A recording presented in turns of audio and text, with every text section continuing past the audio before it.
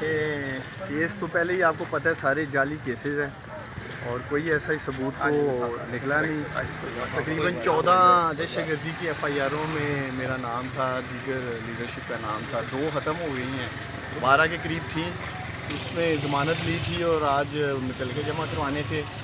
اور میں سب سے پہلے تو دل سے شکریہ ادا کرنا چاہتا ہوں ان کارکنان کا, پاکستان تحریک انصاف کے ورکرز کا, جنہوں نے اس مشکل وقت میں بھی آج راولپنڈی کے یہ غیور بہادر جتنے بھی ورکرز ہیں اپنے گھروں کی رجسٹریاں لے کے آئے اور میرے ضمانتی مچلکے انہوں نے جمع کرائے ہیں. میں ان کو سلوٹ کرتا ہوں, سلام پیش کرتا ہوں.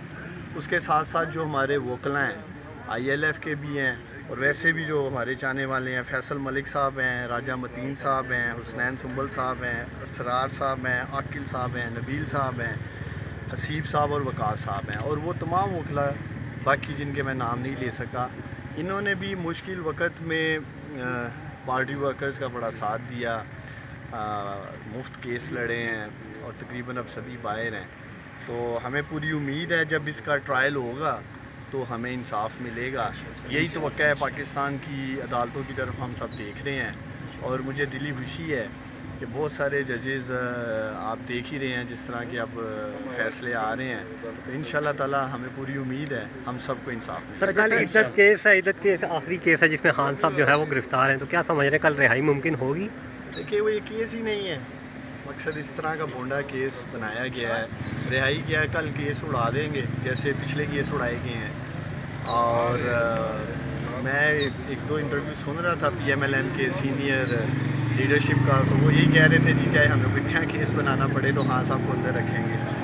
تو دیکھتے ہیں, لیکن کل امید ہے کل انصاف پہ مبنی فیصلہ آئے گا. رانا ثناء اللہ نے اپنے ایک ہی بیان میں 2 وہ باتیں کی ہیں. کہتے ہیں کہ ہو سکتا ہے کہ کل خان صاحب کی رہائی بھی ہو, اور ساتھ کہتے ہیں جیسے آپ نے بھی بتایا کہ ہو سکتا ہے ان کو ایک نئے کیس میں ہم ڈال دیں. تو کیا کہیں گے ایسا آپ رانا ثناء اللہ کے بیان کے بارے میں؟ دیکھیے میں تو رانا صاحب ہوں یا ساری کی ساری جو پی ایم ایل این ہے اسے یہی کہوں گا کہ جتنی معاشی تباہی ان لوگوں نے گزشتہ 2 سالوں میں کی ہے, اب پاکستان ملک پاکستان مزید مکمل نہیں ہو سکتا کہ اس میں سیاسی عدم استحکام آئے, معاشی عدم استحکام آئے. اور 8 فروری کو جس جماعت کو بھی پاکستان کے عظیم لوگوں نے ووٹ دیے ہیں ان کو پورا حق ہے پاکستان میں اپنی حکومت بنانے کا, اور اس طرف سوچنا چاہیے. اور خاص طور پہ میں وزیر دفاع ڈیفنس منسٹر سے مخاطب ہونا چاہتا ہوں. جو اس وقت ان کا حال ہے آپ دیکھ ہی رہے ہیں, پارلیمنٹ میں اٹھتے ہیں بولنے کے لیے تو میری والدہ ریحانہ ڈار کے نعرے لگنے شروع ہو جاتے ہیں.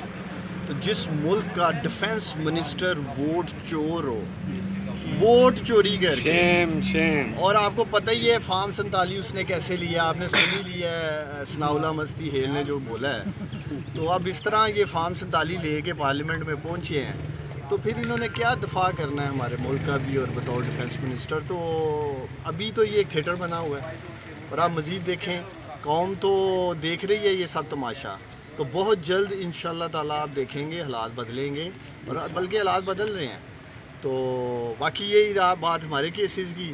ہم پہلے بھی کہہ چکے ہیں کہ ہر سطح پہ قانون کا سامنا کریں گے, اور اگر ہم نے واقعی کہیں قانون توڑا ہے تو اس کے لیے ہم حاضر ہیں انشاءاللہ تعالیٰ. دیکھیں جی اگلی تاریخ. اچھا سر, بس لاسٹ میں یہ بتائیں کہ جیسے آپ لوگ سینئر قیادت پہلے موجود تھی پاکستان تحریک انصاف میں, ابھی بھی آپ لوگ موجود تو ہے, لیکن جیسے پہلے آپ لوگ ایکٹیو تھے تو ایک احتجاج کا ایک اپنا ہی رنگ ہوا کرتا تھا, اور اب کے احتجاج میں اور پہلے کے احتجاج میں کیا فرق دیکھتے ہیں آپ؟ دیکھیں احتجاج اب نہ ہی ابھی کوئی پالیٹکس ہے نہ ہی سیاست ہے. احتجاج کیا کرنا ہے, جس جگہ احتجاج کے لیے یا کہا جاتا ہے ابھی عید ملن تھی سیالکوٹ میں, وہاں پرزنر وینیں گھر کے باہر کھڑی کر دی گئیں.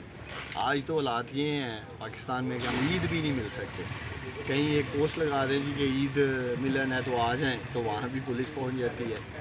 تو میں بات پھر آخر میں کہنا چاہوں گا, ان تمام حرکات سے ملک کی معیشت ٹھیک ہونے والی نہیں ہے.